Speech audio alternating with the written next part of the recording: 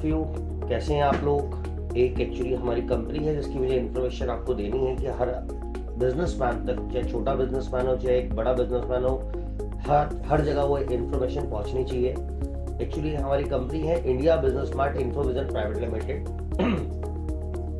ये कंपनी 2019 में रजिस्टर्ड हुई थी और हमारी कंपनी क्या करती है कि जैसे और मार्केट में कंपनी हैं, काफ़ी पोर्टल्स हैं जिस लोग ऑलरेडी आप लोग कहीं पे रजिस्टर्ड होंगे, और इस कंपनी का एक ही एम है क्लाइंट सेटिस्फेक्शन। कि क्लाइंट सेटिस्फेक्शन, हर बिजनेसमैन को बिजनेस चाहिए, राइट। बिजनेस मैच्योरिटी चाहिए, बिजनेस इंक्रीज करना चाहते हैं, राइट।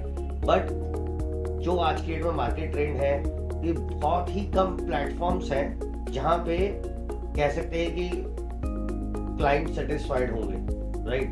कि सपोज लोगों को पता है कि ऑनलाइन में बिजनेस होता है, लेकिन इंडिया में 50 to 60% एक रेशियो मैंने देखा है कि लोग पैसा तो इन्वेस्टमेंट करते हैं, कॉल आती है, लोग समझाते हैं, सेल्स रिप्रेजेंटेटिव्स समझाने के बाद बोलते कुछ और है और क्लाइंट बाद में कहीं ना कहीं डिससेटिस्फाइड होते हैं।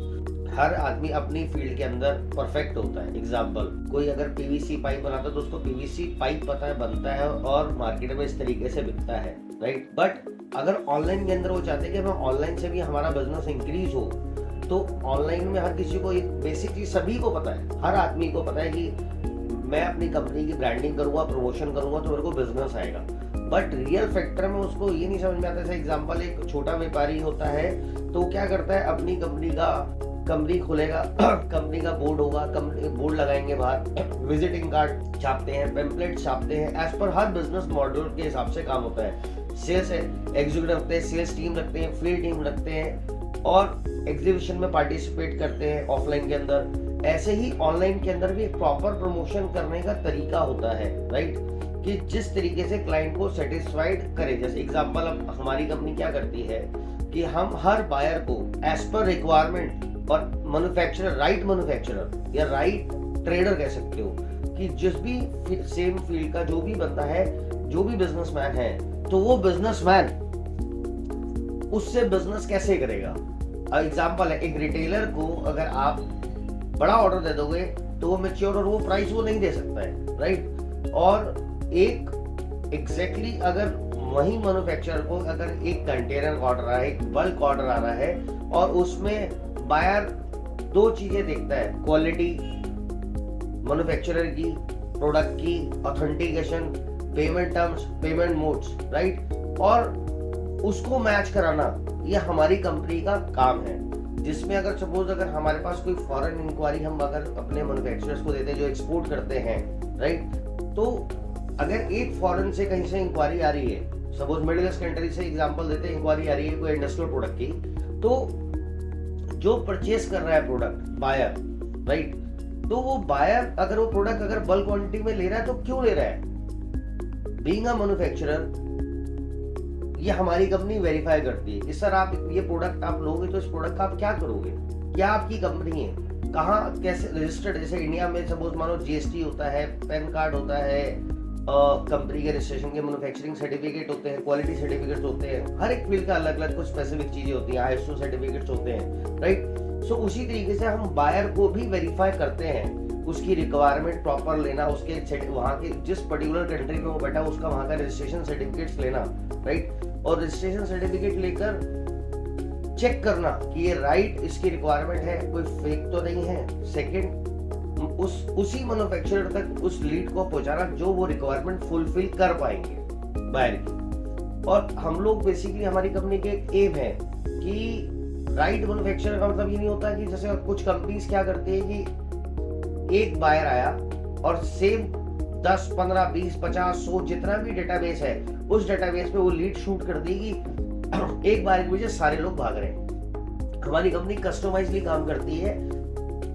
जो मैन्युफैक्चरर या जो ट्रेडर या एक्सपोर्टर, सप्लायर, होलसेलर, जो भी कैटेगरी है बिजनेस की बहन की, जो उसकी कैपेसिटी से वो बिजनेस कर रहे हैं, तो वो किस तरीके से बिजनेस मैच्योर कर सकते हैं, उनकी टारगेटिंग मार्केटिंग एरिया कितना है, कि हर आदमी की कैपेसिटी धीरे धीरे बढ़ती है। एग्जाम्पल, कि अगर कोई ऑलरेडी कंपनी छोटी है तो वो एकदम एक्सपोर्ट नहीं कर सकती। अगर वो एक्सपोर्ट के लिए कैपेबिलिटी हो गई है तो उनको एडवाइस करना, उनके डॉक्यूमेंट्स बनाने में हेल्प करना। एग्जांपल कि जैसे एक्सपोर्ट कोई करता है तो एक बेसिक सी चीज है कि उस कंपनी का एक्सपोर्ट लाइसेंस बनवा के देना।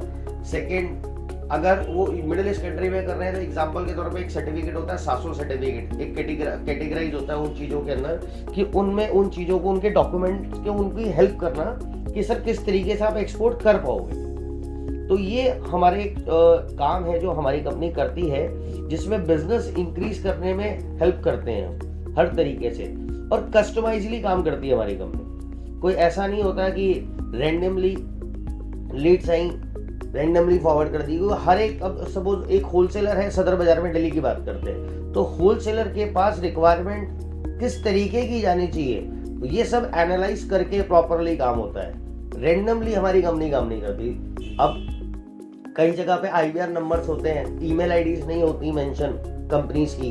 तो अगर कोई मैन्युफैक्चरर, कोई सप्लायर, कोई भी एक बिजनेस कैटेगरी, होलसेलर, ट्रेडर, कोई भी हमारे पास रजिस्टर्ड हो रहा है, तो क्वाइट ऑब्वियस है कि वो इन्वेस्टमेंट हमारे पास कर रहा है अपने बिजनेस को लेकर। उसको एक ट्रस्ट हो रहा है कि भाई इस कंपनी के साथ जुड़ूंगा, ये मेरी कंपनी, ये कंपनी मेरे बिहाफ पे काम करेगी मेरे लिए, तो उसके पास डायरेक्टली उसका बिजनेस पहुंचना चाहिए। उसकी ईमेल आईडी पे मेल जानी चाहिए बायर की, उसके मोबाइल नंबर पे मैसेज जाना चाहिए, व्हाट्सएप पे उसको सेम इंक्वायरी जानी चाहिए कि इंस्टेंटली वो बायर को कैच करके, डिस्कस करके रिक्वायरमेंट को उसकी क्लोज करवाए, जिससे आपको ज्यादा से ज्यादा अपना बिजनेस आप इंक्रीज कर सकते हो। ये हो गया बिजनेस पार्ट। अब बिजनेस पार्ट के अलावा सेकंड पार्ट होता है ब्रांडिंग पार्ट। अब ब्रांडिंग में भी आप ये कह सकते हैं कि लोग कहते हैं सर आपकी वेबसाइट बनाएंगे, आपकी कंपनी का प्रमोशन होगा, आप कोई अमाउंट में फिगर नहीं पॉइंट आउट करूंगा, कोई 6,000 मांगता है, कोई 10,000 मांगता है, कोई 20,000 मांगता है, कोई 50,000 मांगता है।